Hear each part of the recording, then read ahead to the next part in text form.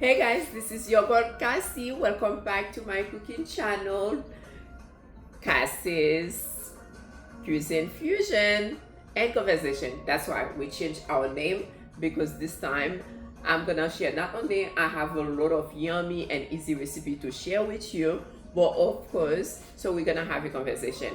So sometimes I'm gonna have like some friends over. We're gonna talk about a topics, and also if you guys are interested in a topics you like to hear from us, so you can let us know about that. You can ask questions also, and then we will answer them in the next episode. And also I will share a lot of tip with you guys. And for those of you who don't know, I am a certified wedding planner, meeting planner, and event designer, decor, so you name it. And I actually do it, and I have been in the event industry for a long time, in the hospitality industry for a long time. And this time I am basically full time, meaning that I have more time um, right now to share more recipes with you guys. And without further ado, we're gonna start. And today we are starting, it's just gonna be me, and I'm just gonna share with you some tips about my table. And also, this is Easter. Happy Easter to you guys. I hope you guys are having a great weekend. And that's why I decided to make Easter Sunday dinner for you guys. Not totally Easter Sunday, just because I am making fish, but this is a Haitian recipe. So voilà, on va préparer. Je suis excitée, je peux pas attendre. Et voilà, cheers to you guys. Let's cook. Okay, so as I told you guys, so we are making Easter dinner. Basically, we are making a white beans puree, and this is the beans that I am going to use. I just want to show you the ingredients for each dish one by one. Okay, I think it will be easier, and you guys will grasp it faster. So this is the white beans that I'm using. And if you like for measurements, I will put some measurements for you guys on the details there. So this is the beans, and I'm using this coconut milk here. You see that way, it's just this one here. You see that way, it's just because I made it myself basically, and it was in my freezer. And for the beans also, I have some fresh garlic that I already prepared for that. So what we are going to do to start with the beans, we're just gonna wash the beans and we're gonna cook it. And just a quick tip, right? So if you guys do not want to use dry beans, I like to make everything from scratch. I think you guys know that already. But if you don't want to do that, so what you can do is you can use the canned beans if you like.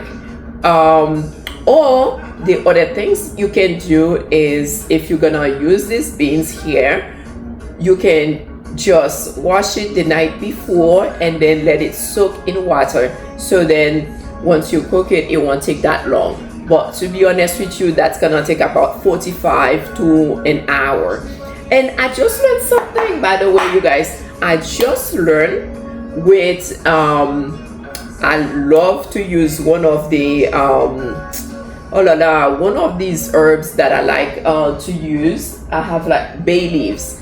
I just learned actually it helps in your meat. I mean, I like it for flavor. I did not know that. This is something basically that I learned in African cooking and French cooking with bay leaves. But then I learned actually that it helps tenderizing your meat and also your beans. So basically, I'm just gonna use that to help tenderize my beans so it can cook quick. Okay, so with our beans here, I am going to wash it. Okay, and we're gonna cook it. So usually what I do, I make sure when I cook the beans, I would put I would add enough water basically because that's what I'm gonna use for my sauce, for the puree.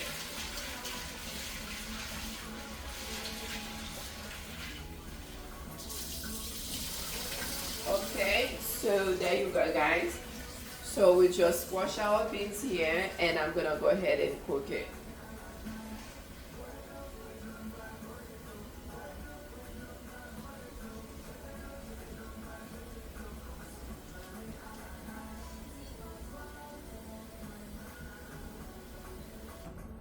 So now we have our beans. It's been cooking for about 30 minutes or so. And look at it. So it's almost ready, right? So what I'm gonna do, I'm gonna add more water here for our puree. And it depends how many people you are cooking for. So you can measure if you're gonna do 1 cup of beans. But really, to be honest with you, even if it's not a lot of people, I would have used more than 1 cup, just because you want some of the grains to stay in the puree. So this is it. So what I'm gonna do here, I'm gonna add my coconut milk now, and then I'm gonna add those 3 cloves of garlic, and also these green onions. And I am actually adding my bay leaves now, so I'm not adding a lot. I don't want to overwhelm it. Basically that I am building my flavor here. And I'm gonna go ahead also and add some olive oil. I didn't show you my olive oil, so I treat that with garlic and also with rosemary, fresh garlic and rosemary. So we're gonna go ahead and let the beans cook for another 15 minutes before we make our puree. In the meantime, there you go. Let's do our beans puree here. Remember, our beans is cooked. So I'm gonna go ahead and puree some of it. I'm gonna make sure, remember guys, so I'm not gonna blend this, right? So I'm just gonna make sure I blend my garlic and also the green onions that I put in there. And also make sure that I leave plenty of this of the sauce here, because that's what's gonna make the puree. We're gonna need it, and then also some grain as well. Okay. There you go.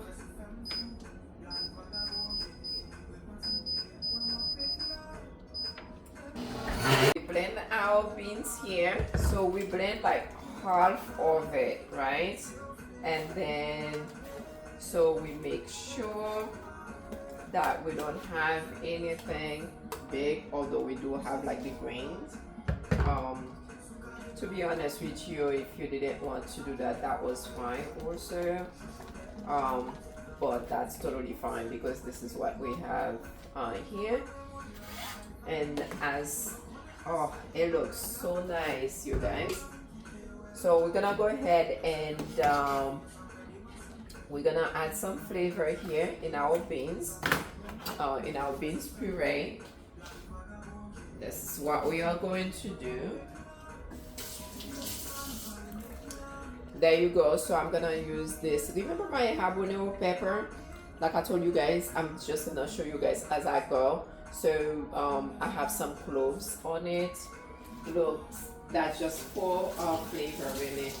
Lots of flavor. You definitely want to try it.